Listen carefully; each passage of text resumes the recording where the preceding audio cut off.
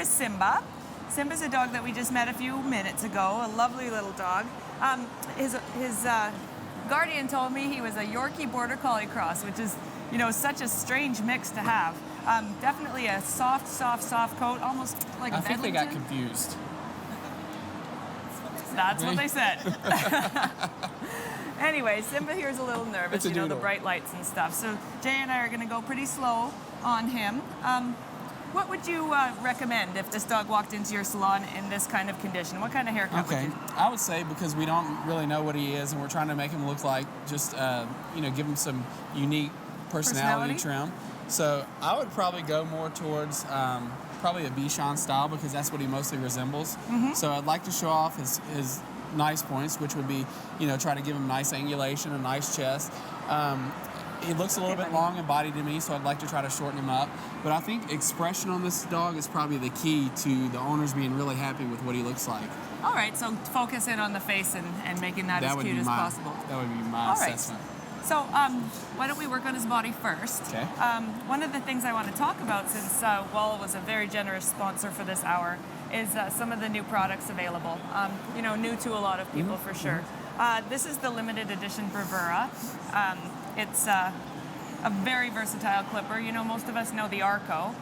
This is like the Arco's older sister. Arco. Yeah, the Super Arco. That's a good way to put it. So instead of a battery pack, it's a plug-in clipper. So you can sit it in its charger like this, or you could actually use this corded. So you really are never going to run out of battery with it. And one good thing is you never have to worry about running this clipper all the way down to recharge it, because it's got the memory and the battery. It doesn't have one, so you can charge it any time. So, you know, if you've groomed one dog and you decide to set it back in the holster or the battery charger, it's fine to do that. Yeah, for sure. And so you're never out of your clipper for sure. It's got a detachable blade, the 5-in-1 blade, so it goes from a 9 to a 40 in one quick clip.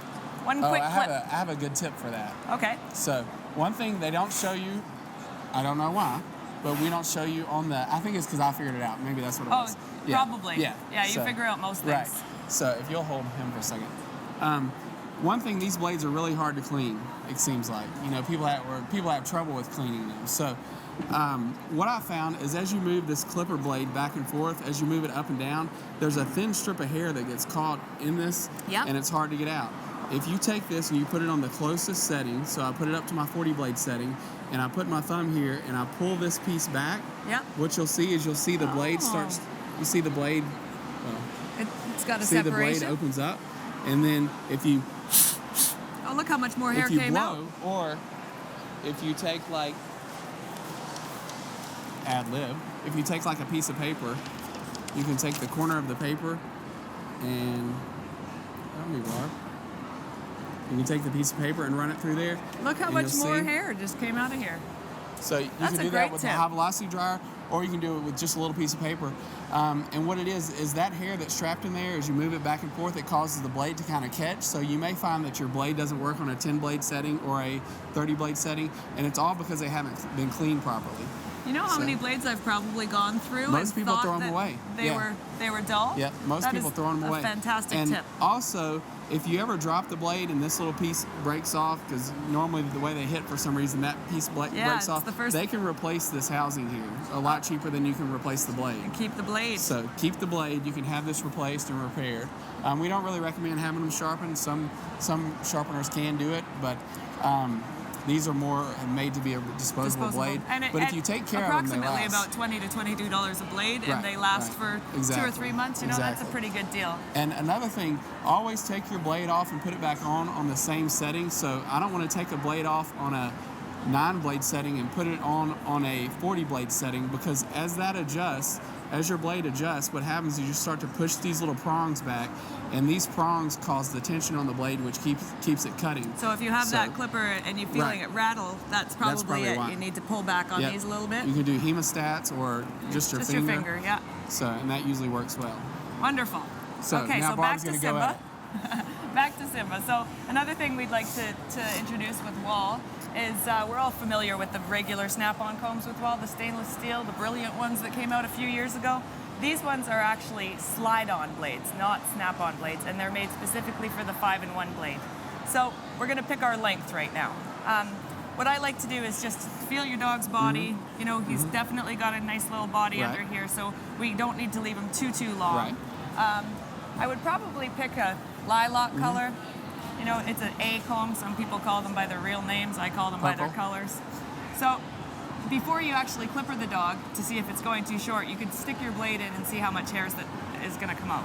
And the thing about the snap-on combs, each company kind of has a different setting they use as far as the lengths, and some may cut different than others. So ours, we test, and they're true to the length of the actual cutting length from the hair to the blade. So that's how we measure ours. So yeah.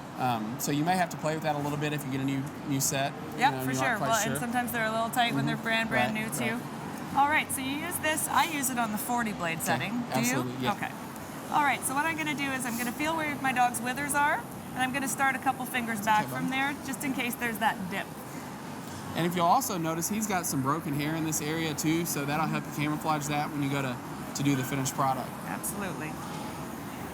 And you know, when a client walks into your shop and they say, I don't know what to do, just make them cute.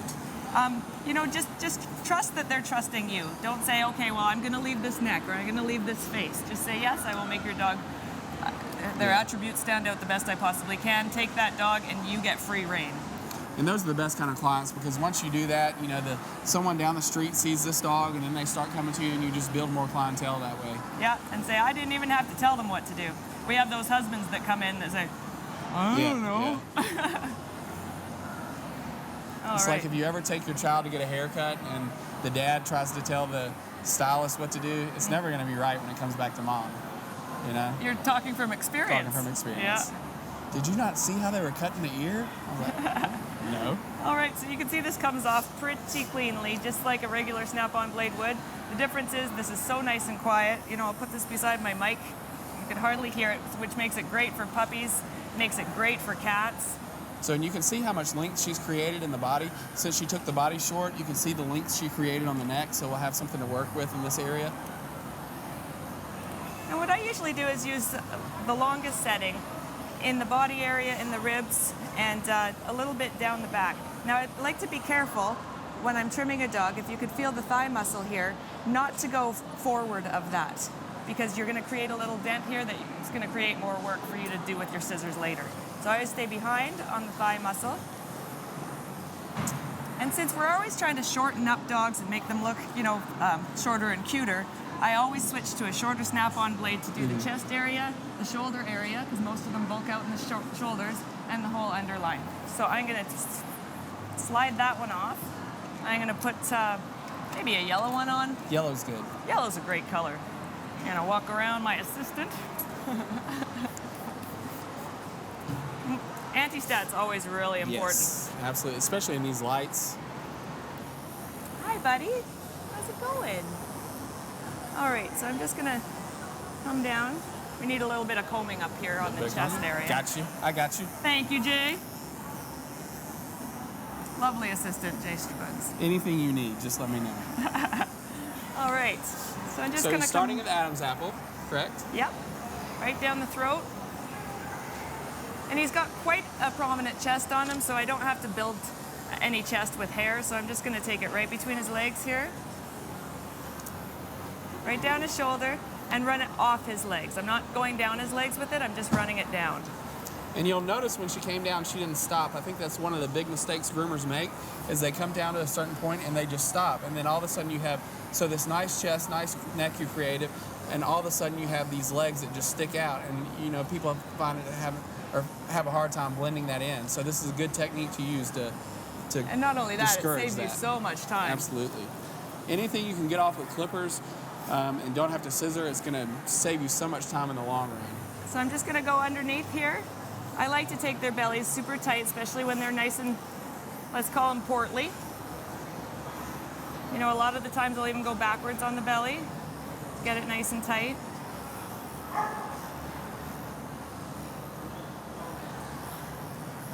All right. You're being a very good sport.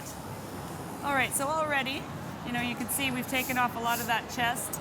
The underline, he's already coming up on leg a little bit. I'm also going to use my Gotcha. shorter snap-on blade, and I'm going to come out from his bum hole. And I'm just going to scoop out back here to give him a little bit of angulation. Being a very good boy. So this is with my shorter blade I do this. All right, what you got going on up there? I'm just getting it even for you, getting it ready to go. All right, one of the greatest things about these clippers too is you could go so easily from a 40 to a 9 to a 10. So when it comes to the groin, his groin's already shaved, but I would usually do that lightly with a 9 or a 10, just clean it up a little bit. I never go straight to the skin because you never know with that sensitive skin area. And then I usually switch it over to a 40 to do my pads. And just because you're doing it with a 40, some people go, oh my God, that's way too short. This blade is versatile enough that you don't have to go right to the skin. You can absolutely skim it over everything. This saves you time from scissoring under the foot, because if a dog's doing this with his foot, it's much easier on the dog to hit it with a piece of blade rather than your scissors. Well, and this blade also has ridges in it too, so it's not like a regular 40 blade where it's so surgically close that you wind up nicking the dog or getting really invasive with it. And if you'll notice when Barb is doing this, she's really light with the clipper. I mean, she's just letting the clipper do the work, so you don't have to dig in and really get into those pads and scoop everything out like that. What I do like to do is get underneath each nail, because getting in there with scissors is so difficult. And I think this is one of the things. I judged you in a grooming contest. I think it was in Canada, and this is one of the things that I noticed about Barb's work. She's very detailed, and if you can do this with a clipper and you don't have to worry about scissoring all this in, this saves so much time. And just the detail that you put into this makes that foot, when you put the foot on the table and scissor it, it's so much cleaner. I don't even have to lift the foot up again. Right. Yeah. Yeah. Just makes our life so much easier. So I'll do it on his back foot. Just using the corner of the blade. The whole blade doesn't have to be utilized at the same time.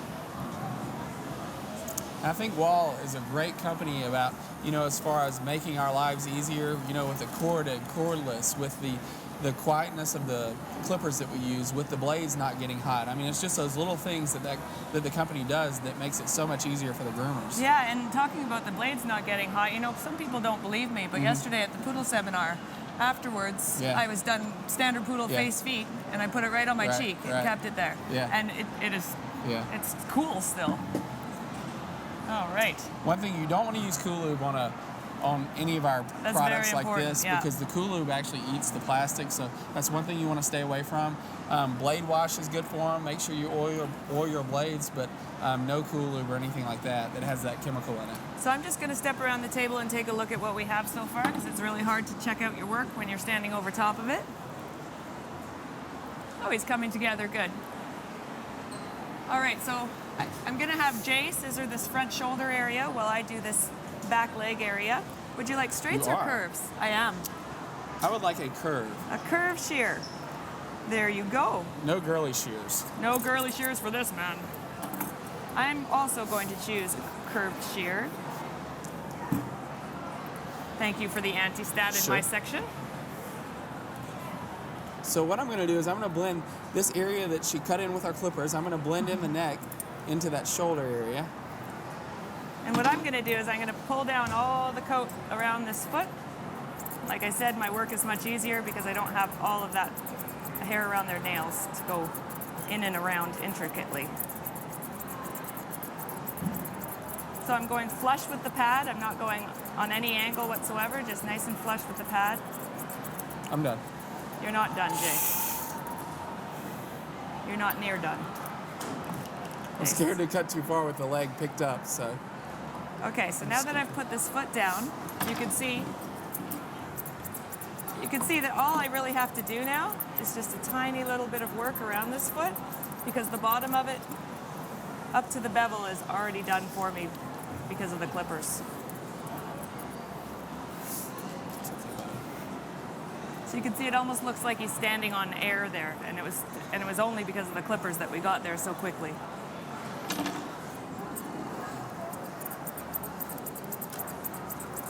All right, so the angle of their bum, really makes them stand out when the dog's walking away from you. I like to make it look like they have two little butt cheeks all the time. And to get that look, I usually take it quite a lot shorter from the bum hole down, kind of in an inverted V. I like them to have separate cheeks.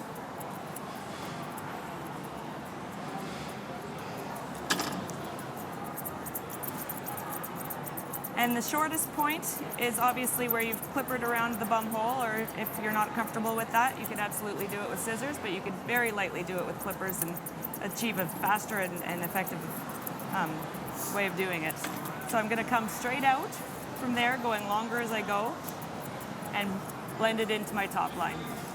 So what I'm going to do, using the curved shears, because Barb has already set in this angle on the front end, is I'm just going to use the curved shears to kind of follow that right into the chest, into the shoulder area, just so we have a nice round chest, and we create a little depth into the shoulder here. All right, I'll just take off this side of his bum too so you can see the definition. And you know, it was only a little bit of tidying up in here with the scissors because I already took the shorter snap-on blade in that area.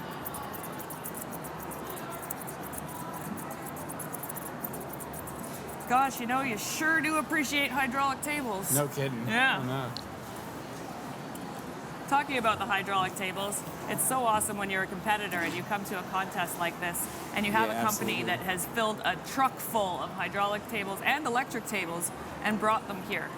And these ones were all supplied by Ryan's. And did you see the prices on those tables? They're pretty cheap. Yeah. A hydraulic table you can get for around $200. $200. They used to be around $600. Yeah. And the electric ones start at something like $350. It's ridiculous. And they're made by Paws Brothers. I think that they've sold out of them this weekend already, and I see why. So what I'm doing now is I'm just cleaning up the rib cage area and my underline.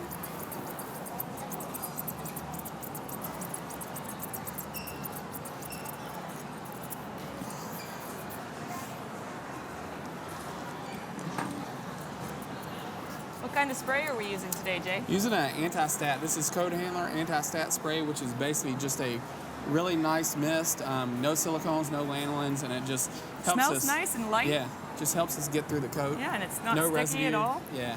It's nice. Never used it before.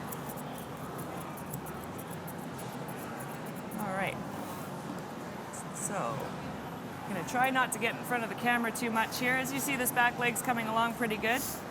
I like to leave a little flare at the bottom, so I'm just gonna touch up his hocks here. Hey, it's okay, buddy. Poor Simba, he's thrown into this. He's I like, know, who right? are you people? All right, so I'm just gonna pull the front of this leg out, and I'm just gonna tidy it. He's got very, very fine hair in places like his neck and his legs. Excuse me. You gonna stay with us, Jay? I'm with you. Okay, so when I do this from the front, what I also like to do is pick up, I'm about to pick up a leg, by the way. So I do this from the front, and then I hold on to the tail and hold the other back leg. I pull the hair out from here, and I come in with my curved scissors and just finish up that line. So as you can see from the front, it looks a whole lot cleaner. Good boy. He's an old pro at this now. All right, what are you doing up there? I was waiting on you. Okay, you go right ahead. So basically, I've just set in some length on my chest, trying to create some depth of chest here. Because Barb brought this clipper line in, so I'm going to try to set his front leg underneath him. So in order to do that, once I get down to where the front of my chest meets my shoulder, so draw a line across from your elbow to the front of your chest, then I'll turn my curved shears and I'll start going straight down the front of that leg, and that will set the front leg underneath him, and we'll take that right down to the front of the foot eventually once we cut our feet in. Simba's starting to look pretty good. I had no idea that he had, as short a body as this and Yeah. as long as neck as this. Or is it just an illusion? No, No, it's not an illusion. you just had to show off his best attributes, that's all. So because this is all sparse and kind of wispy, I'm just going to trim that up Tidy it and up take a some of little that bit. length off. All right, I'm gonna work just on this other back leg here so we're not sending Simba home with a half a haircut. And Would you like me to work on the back of this front leg? That's fine. Since you can't reach it? Yeah. Okay, I'm lifting a foot. It's okay, buddy. Jay and I have actually done a tandem competition before, not just a demo, where we had to work on the same dog at the same time. That was about a decade ago. It was a while ago. Yeah. But those classes are always fun because they play music and the crowd's in a good mood. So basically, Barb started on one end of the dog, and at the halfway mark, or not even the halfway mark, we switched in like 30 minutes, and then 15 minutes we switched again. So we had to basically work our way around the dog so one person wasn't grooming the whole dog. So it's pretty neat. It was pretty neat. Didn't we win? Won. We did win. And actually, my plane was delayed, and I got right off the plane and came in my street clothes, and we competed. I was starting to panic. Your plane was delayed. That's the story of your life. Yeah, I know, right? Imagine that. Have you ever had a flight that wasn't delayed, Jay? I actually did. We just talked about this, Todd and I. When the big hurricane came, I was in Florida, and I was one of the only ones who got home. Yeah. What's that? Oh, absolutely. We're using the Wall Bravura. It's got the 5-in-1 blade. So this clipper is pretty much exactly the same as the Cremato. There's actually a new wall clipper out. Lipro? The Lipro. He says Lipro because he talks funny. But it's a lithium battery, and it's a very smooth stainless steel looking unit, and it's very gorgeous. So lithium just means that the battery, instead of draining down and it getting less powerful at that last few minutes of use, it is absolutely strong until the end. Bam, done. All right, so I've just scissored in the back of this front leg here. Jay's working on the neck and the top line. And then the big decision comes what we're gonna do with Simba's face. One of my favorite things to do with faces. Are you gonna go for a Bichon head? Oh, I'm not doing it. I think you're doing it. Am I doing it? No, I'm not doing it. I can do. You want me to do half of it and then you can follow me? Let me get the neck set in first. All right. How about that?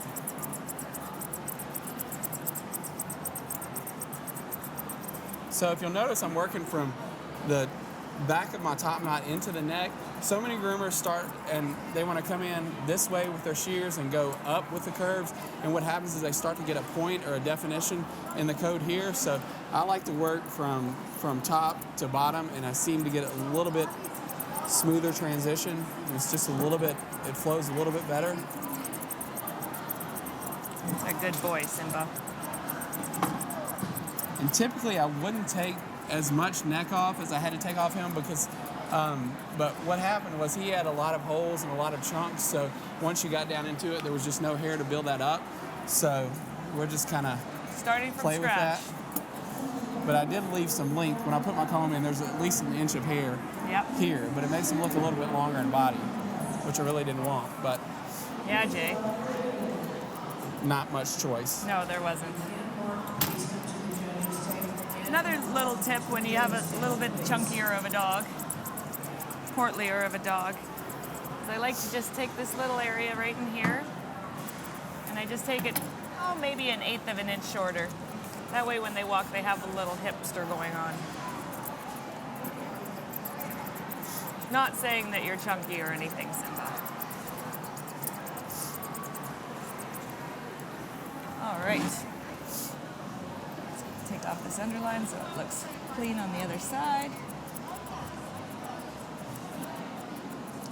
All right, now let's take a look at Simba's face.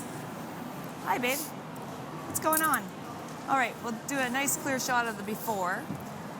When I look at a face like this, what I really want to emphasize is he's got a really nice black nose and he's got really nice pigment around his eyes. We certainly don't want to hide that at all.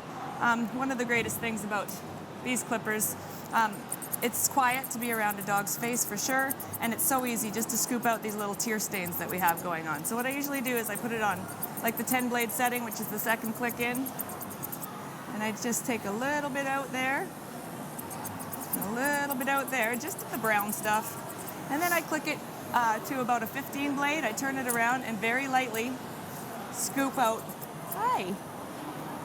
scoop out and up. What this allows is his pigment to show, since it's nice and black in his corners here, and it really will make his eyes pop. And really, most owners, that's all they really want to see is their dog's eyes. It's all about, if you do a good headpiece, normally it doesn't matter a whole lot about the body. No, it's true. I mean, We're really, proud of the body, yeah. but the owners really I think don't we care. spend more time on that than they care to see, you know? All right, so what we're looking at here is he's got, well, I'm still waiting for Jay to make the decision if we're doing a Bichon just do head. it. What I would do with this dog in my salon is I would do a short ear, Yeah. a nice tight little beard, and leave a whole lot more hair on Yeah, top. I would say not a Bichon head because there's separation in between the ears already. And not only that, but he really likes to hold his Yeah. ears back, and it's Yeah. really impossible to try to get a nice round head like that anyway. So what I'm going to do is I'm not going to take the entire ear off with the snap-on comb, because if you see, his ear actually starts here. I want this head to be nice and full. So I'm only going to take about the last half of this ear off with the snap-on comb. Can you please pass me the brown one? Brown? What, yellow? That? That one. Oh, What do you call it? peach? You have to slide it on because we don't want to let go of him. Peach?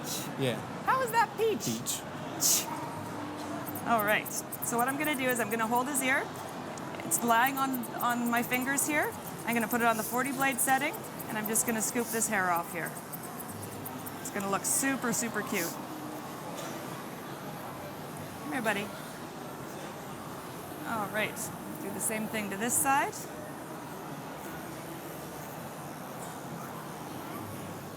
Good boy. All right, and to make it look really clean on the other side, I'm just gonna, you hold his head still. Yeah. Just gonna take the blade off, or the snap-on blade off, and go with the 9 blade setting, and not right to the skin. I'm just gonna run this off, just to clean up underneath. So when I trim around it, I don't have all that work of the hair on the inside of this ear. We love short ears at my salon. I do too. Yeah. Oh, man. You It's know- just to convince people to cut the ears short, it's Yep. hard to do. Yeah, it's true.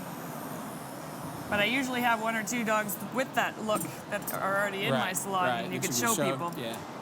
And they usually, oh my God, that's so cute. Or you use it to your advantage when the husband says, I don't know.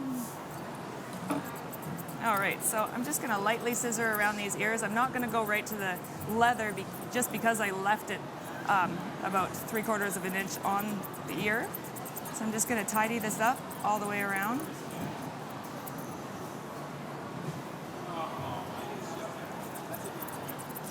Yeah, you like to hold those ears back when I work on them, hey Simba? That's okay, we could work around that.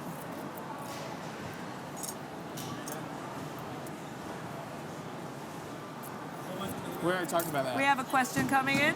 What coolant or cleaner do you recommend for plastics? Plastics being, You can't use snap-on combs. I mean, you can't use Coolube. Cool Lube on these products. So we do like a blade wash. Is that what you mean?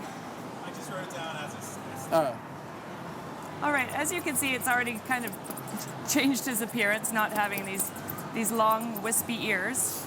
So now we're gonna cut in his, actually you can't see his ears at all right now. All right, so I'm gonna pull all this hair down. I'm gonna just get rid of some of this beard hair so it's out of our way.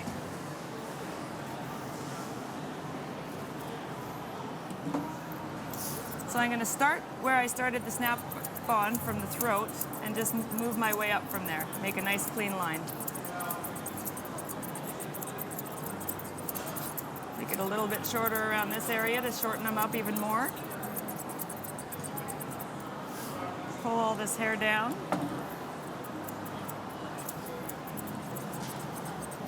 And I find too, the little things that you could do that your owners don't know what you've done, but you do. You know, this line here where the flue is, a lot of the times if it's discolored, I'll just take off that whole piece.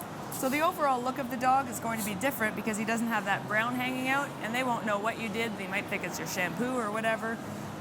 If it's still the same color, what I do is I stick my finger in and I push that whole section down. You can see it pops right out, and I just take it shorter. As soon as your dog opens its mouth, it's going to have this piece hanging down.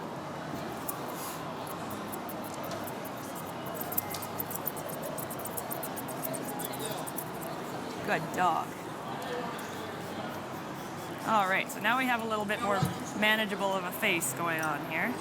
I'm going to take my curved scissors and just come in the front, tidy up where the whiskers are in the back. Another tip I learned about whiskers is, especially on Shih Tzus, dogs with that silky hair that lie flat, well, any dog really, even a dog like him, is keep a little pair of scissors by your tub. The best way to find whiskers is when the dog is wet. So when the dog is wet and all these whiskers are standing up, it's okay, Simba. Yeah. You just take your little scissors, whack them off, and then when you're blow drying that dog, those short whiskers will help that face stick out even more and give you a better finish.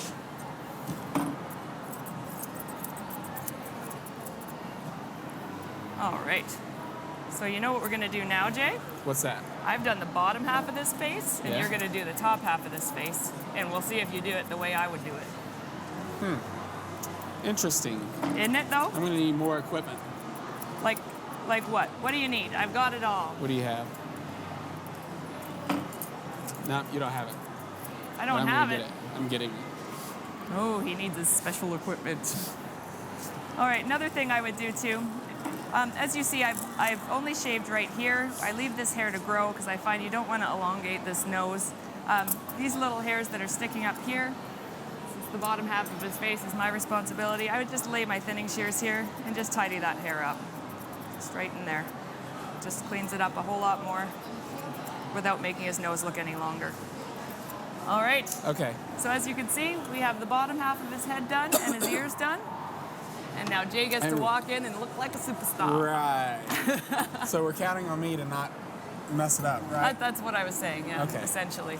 So because his body coat and his head's real wispy in this area, what I'm going to choose to do is I'm going to start out with a blender, because I feel like if I use a straight or a curve, it's going to create a lot of separation in this coat, and we're going to kind of lose a little bit of volume.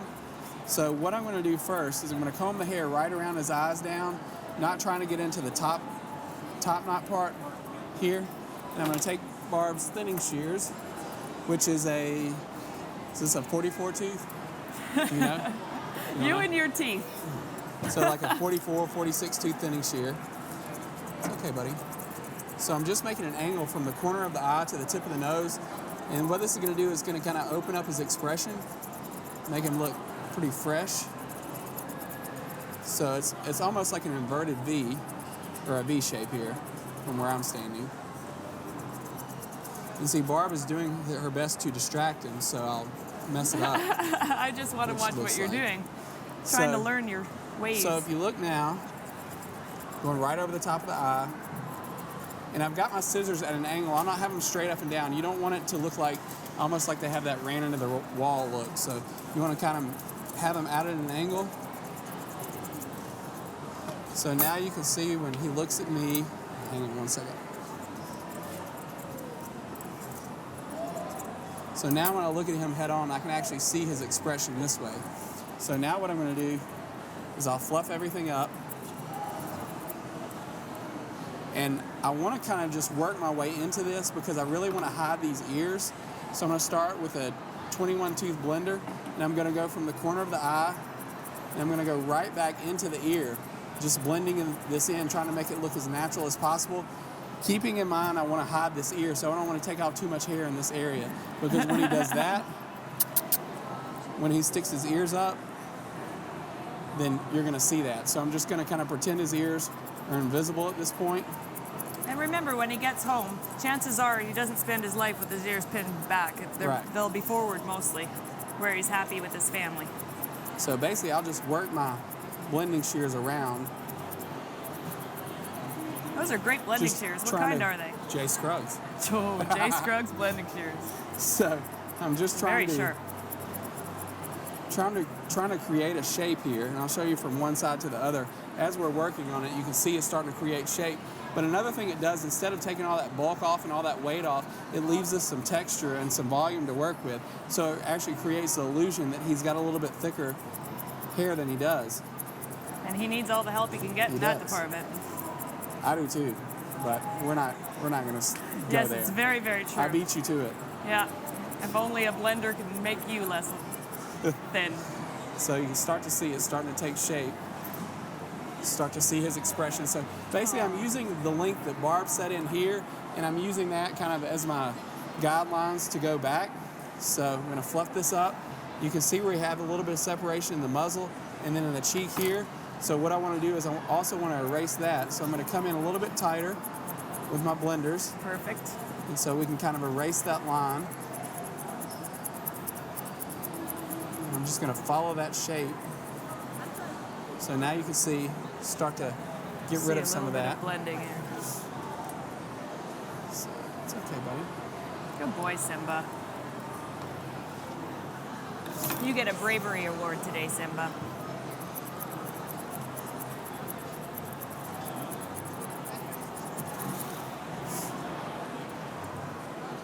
So I wish I could get him to perk his ears up. Pardon me? I said I wish we could get him to perk his ears up. I know.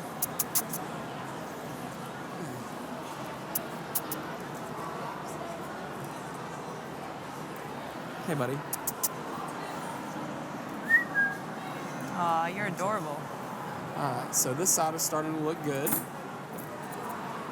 Are you doing the other side, Barb? No, you go ahead. No, but we have to do half and half and match everything. I did this half. You're doing this half. Yeah, I true. could do the other half if you Let's like. see. Let's see. I might like to try out your thinning, your chunk blenders, whatever. Okay. The J Scruggs edition. Don't mess up that side. I have to say, about heads on small breeds like this, a lot of them aren't nice and fluffy like this. There are a lot of Shih Tzus, Lhasas that have that flat, Right, flat. right. And that's just a nightmare. Sometimes it takes, 20 minutes just to do the head after it takes 20 minutes to Exactly. do the rest of the dog. One of the biggest enjoyments I get out of my day now is actually getting those heads on my table, because I put one of these on my clipper and I go backwards from the Right, occiput right. forward, and that whole entire head lies evenly all of a sudden, and it takes 40 seconds. Right. It's so easy. Doodles too. I mean, those Yeah. Oh, yeah. gross, big, floppy, silky heads. I'm not afraid of them anymore. Okay, so I'm gonna try to match Jay's cute head on that side. Hi. So like you said, blending this in here. Just lightly take this out, leaving some hair here to hide that ear, that crazy ear. And one thing I noticed by looking at it from this angle, what Barb did is she used the bottom of this ear, when she trimmed the ear short, she used the bottom of the ear as a guideline to the jawline. And if she would have taken that jawline up higher, the problem we run into is you're going to have the ear hanging down too far. And then even though the dog does keep his ears up some, you don't want those ears hanging down that jaw, past the jawline, because it's going to look out of balance.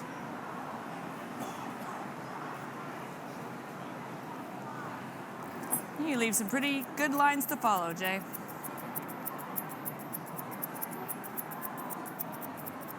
So there's always this silky, weird hair that comes in front of the ear.